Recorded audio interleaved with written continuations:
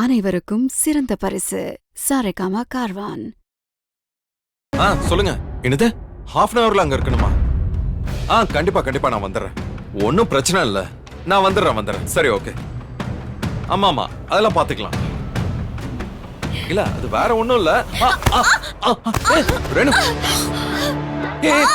ரேணு என்னாச்சு? ரேணுகா என்னாச்சு? ஏதாவது அடிபட்டுருச்சா? ஏன் இப்படி கவனிக்காம வந்த? நான் வந்தது தப்பா விஜய்? புருஷனை பார்க்க பொண்டாட்டி வந்தா இப்படியே அடிச்சு கீழே தள்ளுவீங்க? எனக்கு நீ வருவேன்னு எப்படி தெரியும்? நான் போன் பேசிக்கிட்டே வந்தேன், நீ திடீர்னு முன்னாடி வந்துட்ட. விஜய், எனக்கு கால்ல அடிபட்டுருச்சு, வலிக்குது. ஐயோ, எனக்கு ஹாஃப் அன் ஹவர்ல ஒரு அப்பாயின்மெண்ட் இருக்கு. சரி, பரவாயில்ல, நான் அதை கேன்சல் பண்றேன். நீ வா, நம்ம ஹாஸ்பிடல் போலாம். ஏங்க இதுக்கெல்லாம ஹாஸ்பிடல் போவாங்க? நீங்க உங்க அப்பாயின்ட்மெண்ட் பார்க்க போங்க, நான் அக்காவை பாத்துக்கிறேன். உமிய சட்டியில வறுத்து அப்படியே அடிப்பட்ட இடத்துல உத்தரம் கொடுத்தா எந்த வலியா இருந்தாலும் சரியாயிடும்.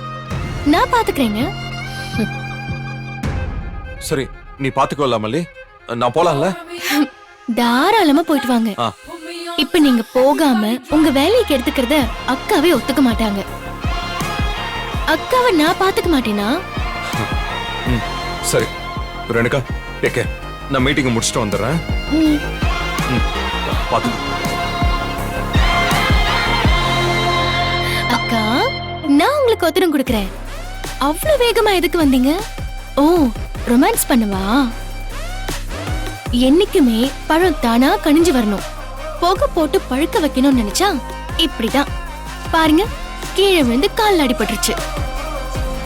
அக்கா, ஒத்தரம் மட்டும் போதுமா, இல்ல குடிக்கிறதுக்கு சில்லுன்னு ஏதாவது குடுக்கட்டுமா? கால்ல அடிபட்டிருக்கு, எதுக்கு குடிக்க ஏதாச்சும் வேணுமான்னு கேக்குற? வயித்துல இருந்து புகை வர மாதிரி இருக்கே, அதுக்காக கேட்டேன். இவ எனக்கு எந்த நல்லதும் நடக்க விட மாட்டான்.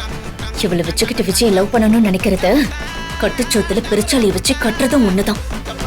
அக்கா சொல்லுங்கக்கா.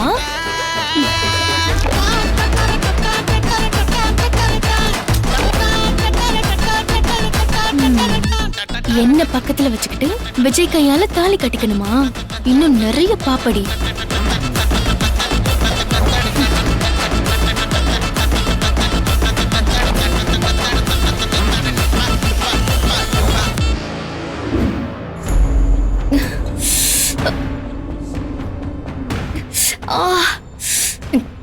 நானே அடிபட்டுருச்சுன்னு வலியில துடிச்சுக்கிட்டு இருக்கேன்.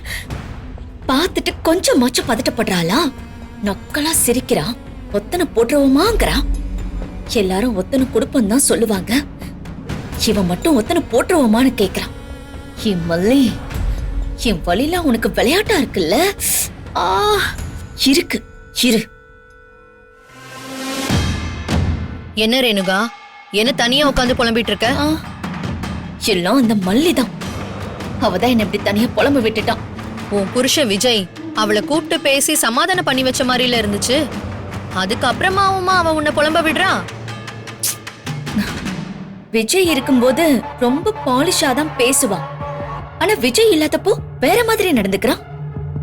குத்தலா பேசுறான், கிண்டலா பேசுறான், வேற ஒன்னா நடந்துக்கிறான். சரி, இப்படி இருக்கிறவ எப்படி உங்களோட கல்யாணத்தை அவ நடத்தி வைப்பா? கல்யாணத்தையா? அவளா?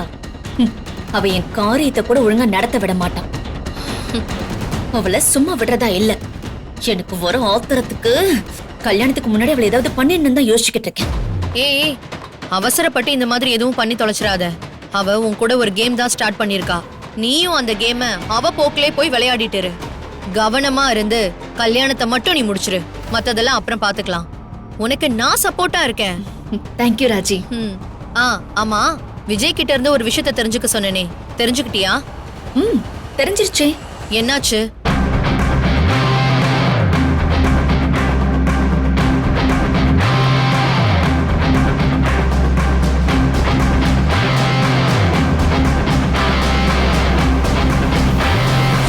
முன்னாடி ஒரு தடவை ரெயின்போ அபார்ட்மெண்ட்ஸ்னு பேர் வைக்கணும்னு சொன்னீங்க. ரெயின்போ? நோ, தெரியலங்க, நீங்களே சொல்லுங்க. மல்லி அபார்ட்மெண்ட்ஸ். இவ்ளோ தூரம் நடந்திருக்கா? அதான் ஆளு பயங்கர குஷியா இருக்கானோ. என்னடா 5 லட்சம் 10 லட்சம்னு கேட்டவன் மதிக்காம தெரிஞ்சிட்டு இருக்கானே நினைச்சேன்.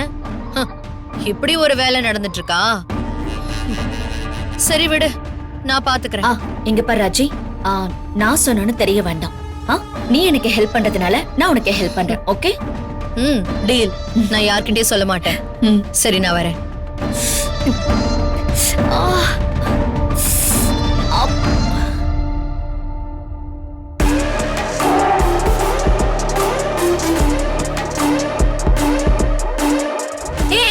பாத்து பாத்து. என்ன ரொம்ப வீங்கிருக்கா? என்ன பண்ணிக்கிட்டு இருக்க நீ?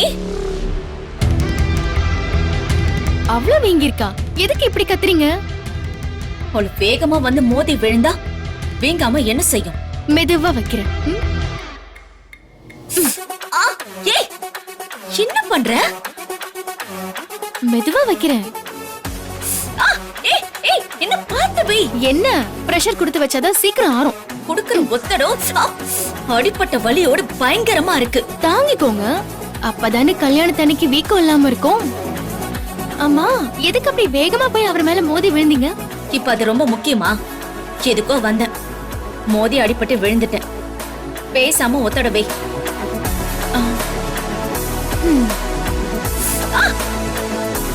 இந்த மாதிரி நான் ஒரு தடவை மோதினேன். அப்ப அவர் என்ன பண்ணார் தெரியுமா? நான் என்ன பக்கத்துலயா இருந்தேன்? சொல்லு. நான் அப்படியே நடந்து வந்து அவர் மேல மோத. வேண்டாம், நீ சொல்ல வேண்டாம். நீ சொல்றங்கிற பேர்ல என்ன காண்டாக்குவ. வேண்டாம் வேண்டாம். கேளுங்க, இன்ட்ரெஸ்டிங்கா இருக்கும். அவர் ரொமான்ஸ்ல எப்படிப்பட்ட ஆளுன்னு உங்களுக்கு தெரிய வேண்டாமா? இதே பழைய ரேணுகாக்காவா இருந்தா நான் சொல்ல வேண்டிய அவசியம் இருக்காது.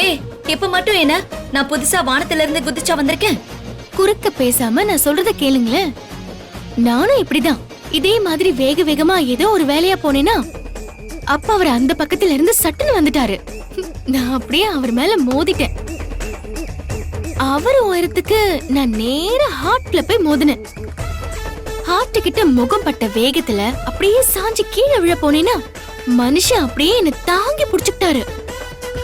ராட்னத்து மேல சுத்தாத குறையா வீடு முழுக்க சுத்தி ஷோ, அதை நினைக்க நினைக்க வெக்க வெக்கமா இருக்கு.